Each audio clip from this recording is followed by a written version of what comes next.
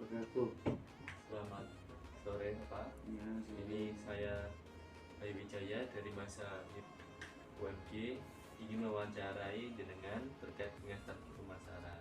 Tetapi sebelumnya saya minta izin untuk Bapak untuk memperkenalkan terlebih dahulu. Ya, perkenalkan nama saya Wignio Kurnianto, ya, biasa dipanggil Wignio.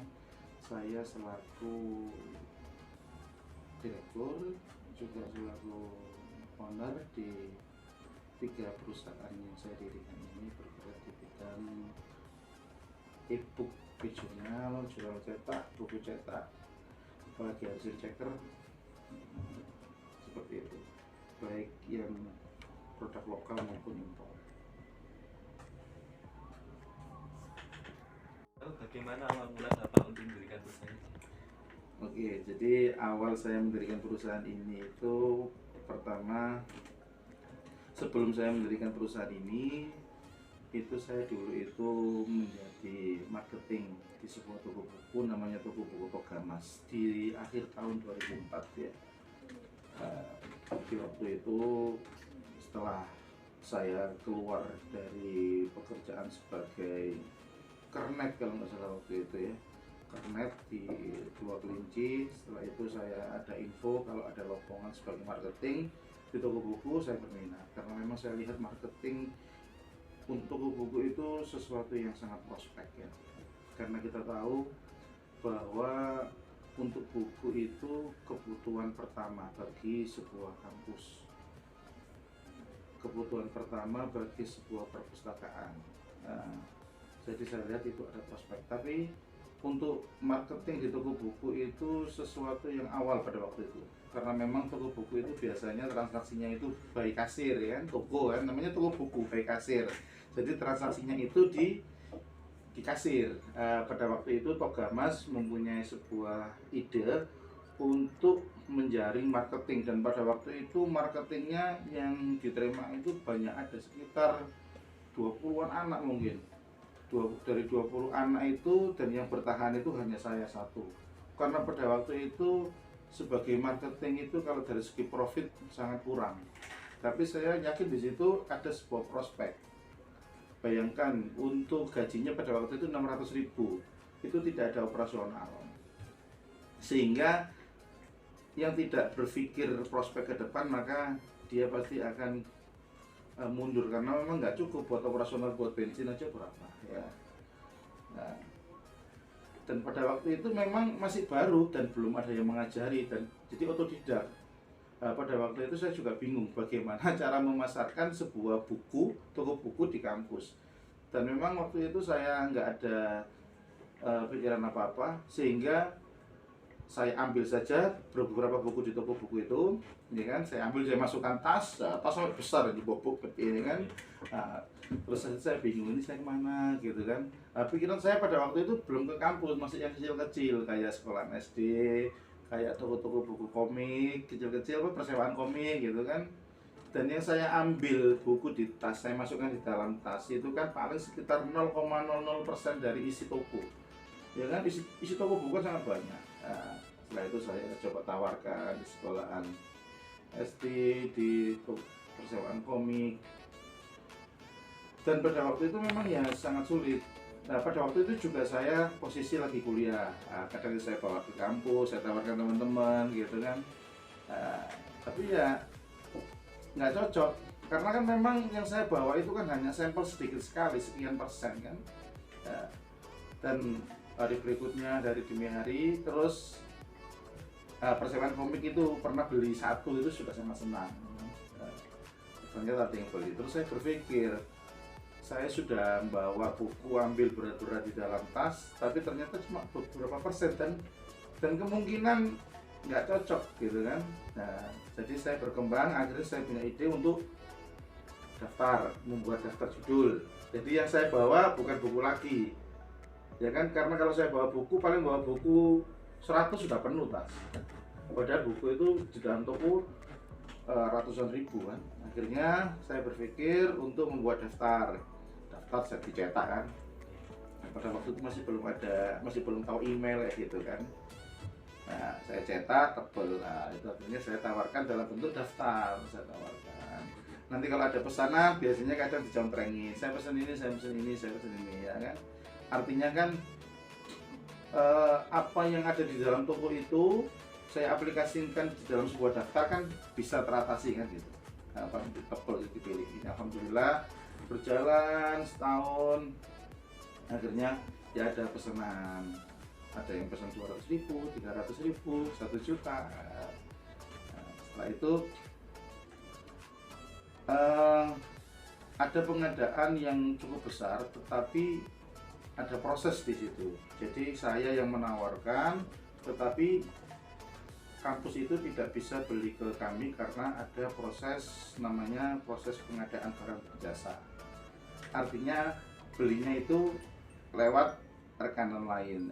Jadi setelah itu saya belajar. Jadi tidak hanya memasarkan produk, tetapi juga belajar bagaimana cara melengkapi sisi administrasi untuk proses pengadaan itu. Akhirnya saya mau nggak mau harus membuat sebuah CV dalam rangka untuk memenuhi administrasi kelengkapan di suatu pengadaan itu, ya kan. Nah, dan pada waktu itu, jadi pembelian itu yang sifatnya sedikit. Kalau di swasta itu ya seperti kayak beli biasa. Tapi kalau pembelian yang menggunakan dana bantuan dari pemerintah itu ada prosesnya. Dan itu biasanya besar, 100 juta, 200 juta. Saya belajar di situ cara mendirikan CV bagaimana sebagai persyaratan itu. Dan alhamdulillah akhirnya saya ya belajar terus belajar. Nah, akhirnya saya punya perusahaan, tetapi saya juga kerja di Toksa Mas. Dan pada waktu itu saya coba untuk resign, nggak diperbolehkan. Dan sama kepala tokonya juga diizinkan, apa kamu marketing juga kamu punya perusahaan. Nanti ngambil bukunya di sini. Nah, setelah itu saya punya satu perusahaan. Dan terkadang itu dituntut kalau untuk pengadaan langsung itu paling tidak itu punya 3 perusahaan. Akhirnya saya membuat 3 perusahaan.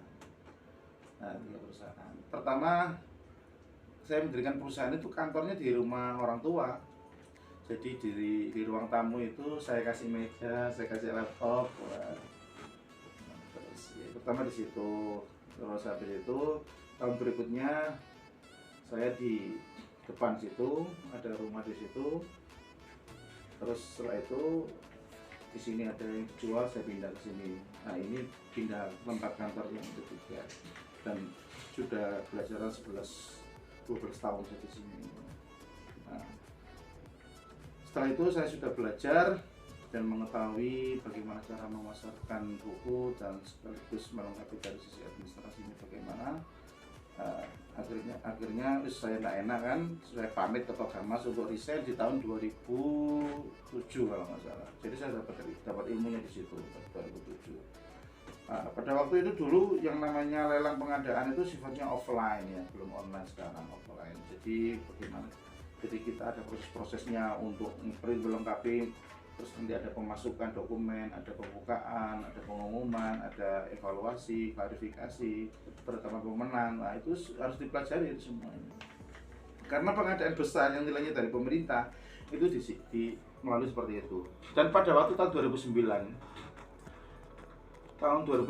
itu pemerintah menggelontorkan ke semua kampus negeri tanpa diminta, tanpa pengajuan, semua kampus negeri dapat dana 500 juta mulai dari Sabang sampai Merauke. Ada sekitar beberapa itu. Nah, yang dibawa Kemendikbud itu dapat 500 juta. Nah, di situ kan berarti kan saya ada prospek, itu di situ ada uang, tinggal saya nawarkan barangnya. Jadi saya keliling. Tapi pada waktu itu memang hal baru, artinya sudah tidak mengarah ke buku cetak, tapi lebih ke e-book pada waktu 2009 itu, e-book atau e-jurnal. Jadi ya buku tapi dalam bentuk e-book elektronik. Jadi dalam bentuk elektronik itu artinya bisa berbasis aplikasi, bisa berbasis web ya. Nah, akhirnya saya keliling Indonesia mencari, karena kan mencari kampus, kan kampus itu sudah punya uang, tinggal dia mau belikan ke kita kan. Nah, beda kan kalau misalnya kita pemasaran tapi belum tentu ini ada uangnya apa enggak. Nah, saya keliling, alhamdulillah saya dapat dari Aceh sampai dari Ternate, sono besi. Nah, respon saya pada waktu itu memang saya meraja ke seluruh Indonesia. Nah dari situ saya akhirnya punya kontak-kontak customer kan ya, memang customer kan sebuah apa namanya aset ya, kita punya kontak customer. Dan tahun 2009 itu jadi sudah tidak hanya buku cetak tetapi juga online ya. Online. Terus pada tahun 2000 yang online pada waktu itu masih produk impor. Tahun 2012 setelah itu ada e-book lokal yaitu namanya Kubuku. Pernah dengar nggak Kubuku? UMG itu juga punya Kubuku loh. Kubuku itu aplikasi e-book. UMG punya, masuk di Play Store, ketik aja UMG itu ada itu.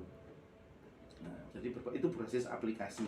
Artinya kalau berbasis aplikasi, download aplikasinya, kita baca bukunya lewat aplikasi. Kalau berbasis web, kita masuk ke alamat webnya, kita bisa buka di situ. Nah, setelah itu ya alhamdulillah karena dan pengadaan pun juga sudah mengarah ke online. Artinya kalau ada pengadaan di luar pulau saya tidak harus ke sana kan.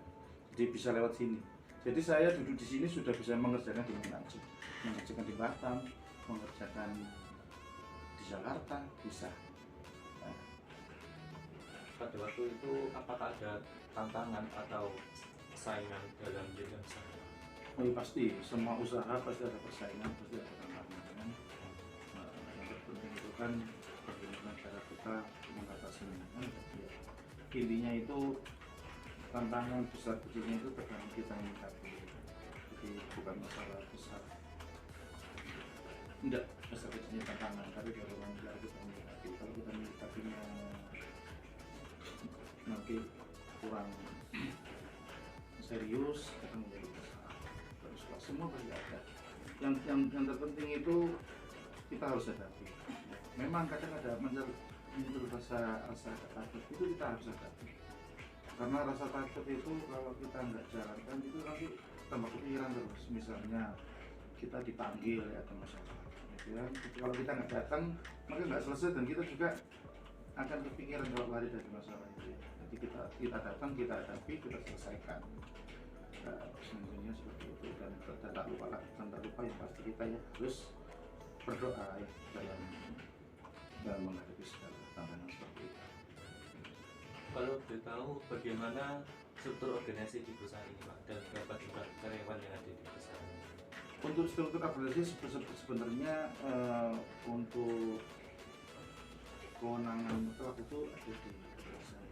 Jadi karena memang perusahaan itu perusahaan besar, perusahaan kecil, dari struktur organisasi sama sederhana. Jadi saya langsung saja mempunyai karyawan 2 admin, 1 operasional, dan juga ada tenaga administrasi. Karena memang apalagi produk online, produk e-book, e-journal itu segala sesuatunya itu tidak membutuhkan sumber daya manusia. Jadi saya pemilik langsung saya ke beberapa admin dan saya juga marketing.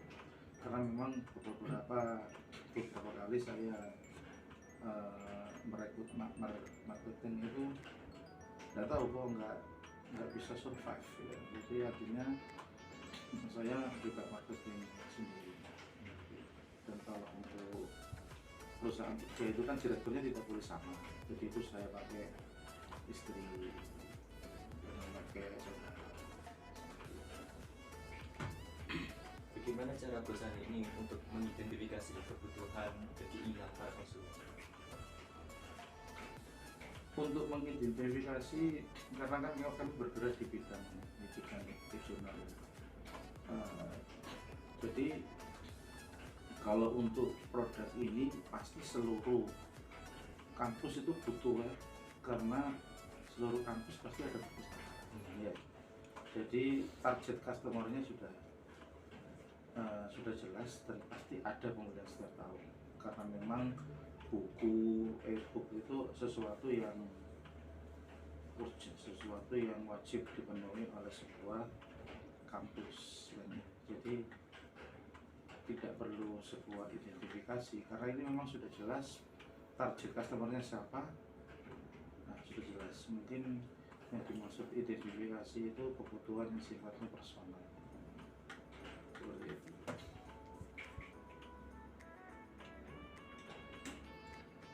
Terus apa komitmen perusahaan terhadap kualitas produk yang dihasilkan?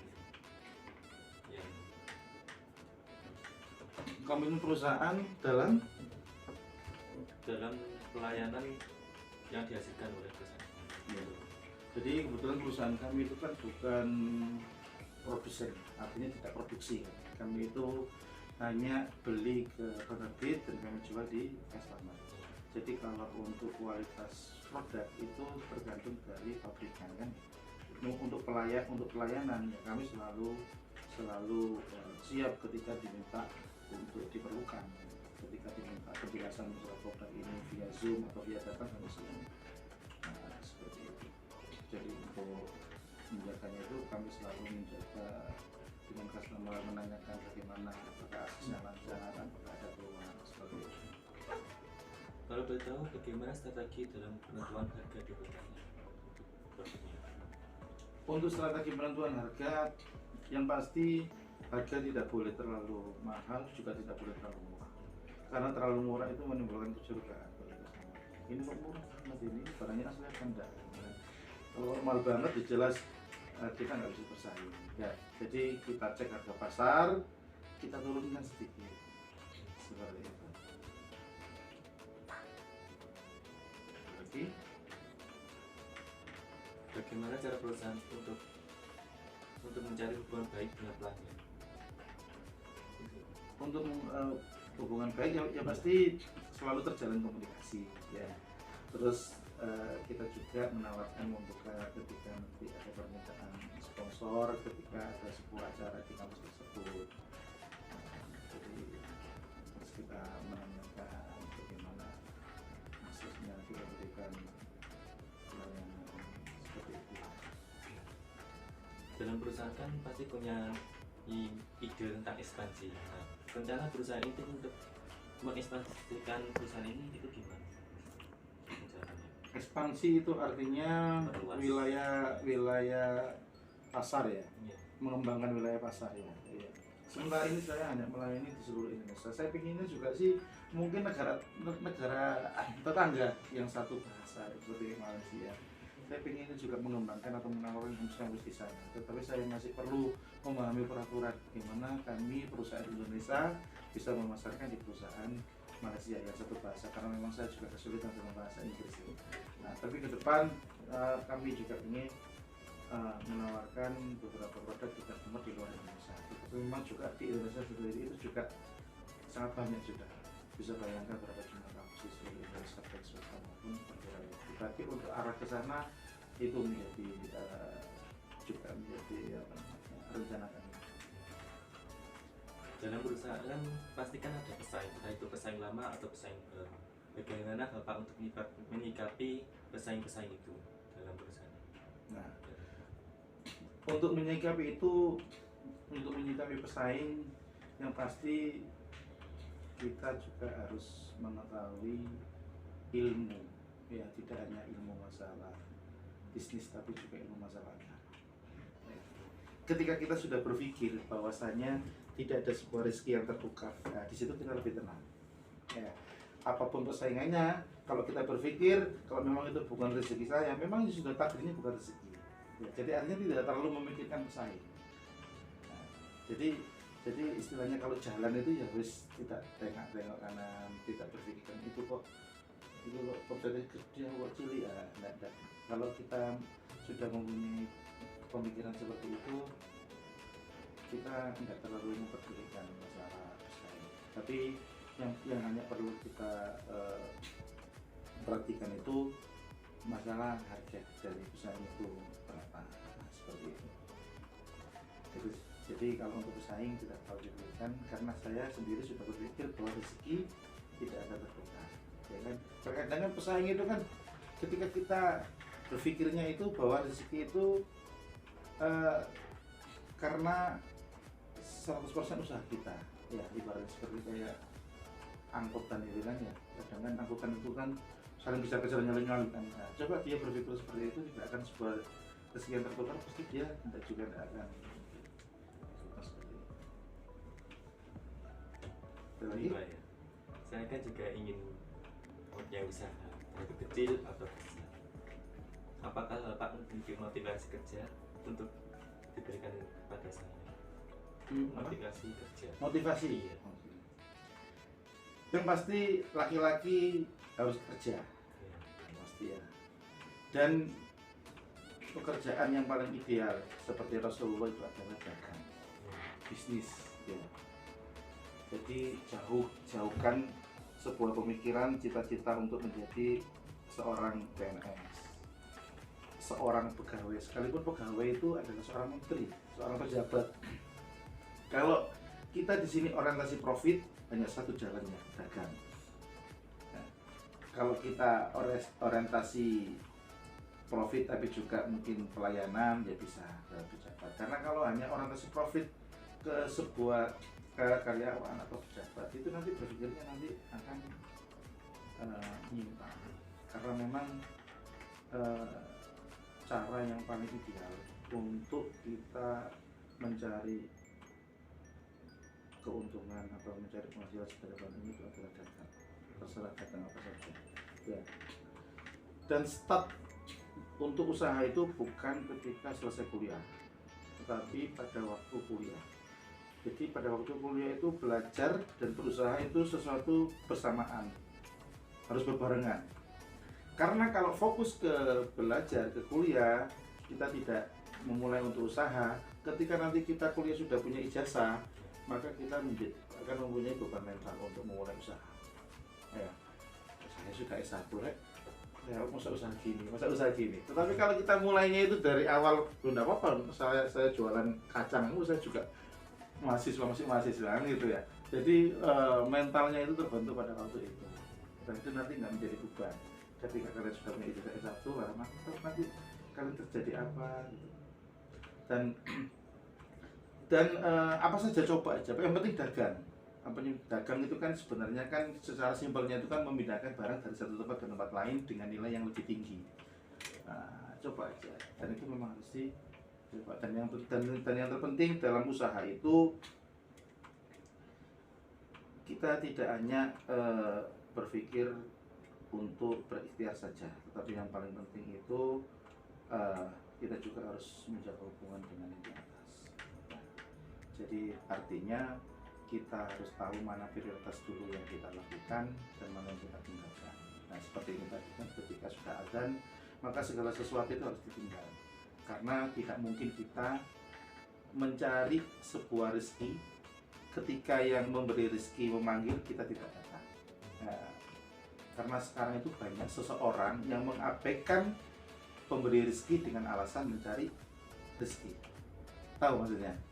Ya, si aku tak apa sholat sih, aku sih kerja gitu loh. Dia kerja itu tujuannya apa? Cari rezeki, kan?